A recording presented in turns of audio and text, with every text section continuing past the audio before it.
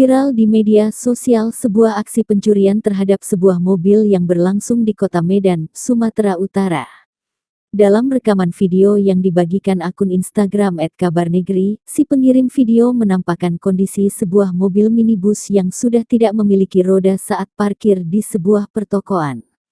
Baru setengah jam parkir, 2 ban mobil hilang, tulis keterangan dalam video tersebut. 2 ban masing-masing di bagian depan dan bagian belakang mobil yang terparkir di Jalan Mangkubumi, Kota Medan itu sudah raib. Mobil tersebut juga sudah diganjal dengan sebuah batu diduga dilakukan oleh para pencuri bannya. Padahal kejadian tersebut diketahui terjadi saat siang hari bolong. Si pemilik mobil pun hanya bisa pasrah saat memvideokan kondisi mobilnya yang sudah kehilangan 2 rodanya tersebut. Padahal, mobil itu diketahui hanya ditinggal kurang dari setengah jam dan diletakkan.